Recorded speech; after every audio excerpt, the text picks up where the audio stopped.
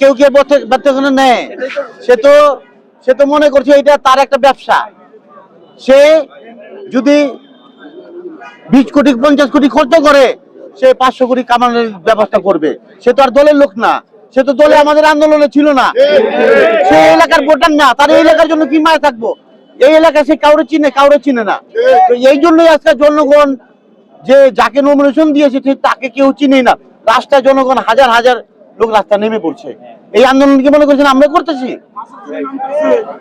আমাদের তারা জনগণ সব রাস্তায় নামে এবং আমাদের নেতাকর্মী যা আছে সব রাস্তায় তারা এই আন্দোলনের নামছে। কেন? যে বিএনপিটাকে বাঁচাইতে হবে, আমাদের এই সিটটাকে বাঁচাইতে হবে। এই সিটটা আমরা হারাইতে চাই না। আমাদের কর্মী এবং আমাদের ঢাকায় বাসী সহ এই 7 আসনের জনগণের এই রাস্তায় নেমে গেছে যে এই সিট আমাদের বিএনপি সিট, এই সিট আমরা যাতে ঘরে আনতে পারি। যাকে নমিনেশন দিয়েছে জামানত বাজেপ্ত হয়ে যাবে তারা বলতেছে। এখন এই সিট আপনারা বাঁচান, আপনাকে আমাদের একজন নমিনেশন নেন, ইনশাল্লাহ এই সিট আপনারা উপহার দেন। এই জন্য আজকে আমরা তাদের সঙ্গে নেমে গেছি। পাশাপাশি আপনার আজকে যে কর্মসূচি দিয়েছেন, কর্মসূচিতে কেমন জনসম্পৃক্ততা পাবেন বলে মনে করছেন? আপনি গতকালকে একটা দেখছেন, এর আগে একটা মিছিল করছি, এর আগে কিছু লোক তৎনগর মিছিল, লোক একটু কম হয়েছিল।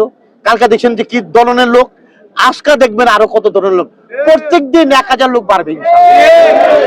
আমরা দানের শীষের লোক যারা আন্দোলনে হামলা মামলার শিকার হয়েছে তারে নমিনেশন দিলে আমরা সবাই মিলা তার পক্ষে থাইকা টাকা পয়সা শক্তি সব দিয়ে কাজ করবো ইনশাআল্লাহ। তাকে এমপি বানায় ছাড়বো ইনশাআল্লাহ।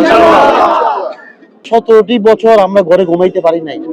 আজকে যে লোককে নমিনেশন দিয়েছে, আমরা একটা এখন আমাদের সামনে একটা সুন্দর সময় যে আমাদের বিএনপি ক্ষমতায় আসবে, আমাদের ভারপ্রাপ্ত চেয়ারম্যান জনাব তারেক রহমান এই দেশের প্রধানমন্ত্রী হবে। আজকে যাকে নমিনেশন দিয়ে প্রধানমন্ত্রী হইলে তো আমাদের সিট দরকার, আমাদের যত সিট বেশি হবে তত আমাদের ক্ষমতা বেশি। আজকে যাকে নমিনেশন দিয়েছে, আজকে আমার অনেক দুঃখ লাগতেছে যে আজকে এই সিটটাকে আমরা হারাবো। এই সিটটা আমাদের আসবে না ভাই। উনাকে কেউ চিনেই না। যে নিজের ভোটটা নিজে না দিতে পারবে সে আবার কিভাবে এই এলাকার তার সঙ্গে লোক আছে, ছয়ের কিছু লোক, কলেজের কিছু লোকজন নিয়ে আসে, ট্রাক বইরা গাড়ি বইরা পকেট বইরা টাকা দিয়ে নিয়ে আসে, হই হাল্লা কইরা চা পান খাওয়া দাওয়া কইরা আবার ছয়ে চলে যায়। ভাই সে তার এই এলাকায় ভোট দিতে পারবে না। একজন লোক যদি চ্যালেঞ্জ করে, ও ভাই আপনি এখানে কোন এলাকার ভোটার, আপনার আইডিটা দেখি, উনি তো আইডি দেখাতে পারবে না ভাই। উনি ইলেকশনের দিনে তো এলাকায় আসতে পারবে না। তাকে ওই দিনে একটা আছে যে এত এই টাইমে 24 ঘন্টার আগে এই এলাকায় বহিরাগত লোক থাকতে পারবে না। তো উনাকে শুদ্ধতা এই এলাকাতে চলে যেতে হবে। তো ভোট কে দিবে ভাই? তো আমরা এই সিটটা হারিয়ে চাই না। আবারও আমাদের ভারপ্রাপ্ত চেয়ারম্যান জনাব তারেক রহমান স্যারকে আমি অনুরোধ বিনুরোধ যে জনগণ আজকে 7 আসনের জনগণ রাস্তায় নেমে গেছে, আমাদের কিছু করার নাই। জনগণ যা করবে আমাদের তার সঙ্গে তাতাই করতে হবে, এই সিটকে বাঁচাইতে হবে। আবারও আমার অনুরোধ আমাদের ভারপ্রাপ্ত চেয়ারম্যান স্যারের কাছে বিনত অনুরোধ যে চেয়ারম্যান সাহেব আপনি নিজে তদন্ত করেন। অন্য ডাইনে বামে যাদেরকে তদন্ত করাইছেন ওরা কিছু বায়স হয়ে গেছে। আমার মনে হয় যে ওরা কিছু গাড়ি বাড়ি ফ্ল্যাট তাদের থেকে নিয়ে আপনাকে ভুল বুঝাইছে, আপনি ভুল বুঝছেন। নমিনেশন আপনি দিচ্ছেন, হয়তো আপনার মা অসুস্থ, আপনার অন্যদিকে আপনি এটা খেয়াল করেন নাই।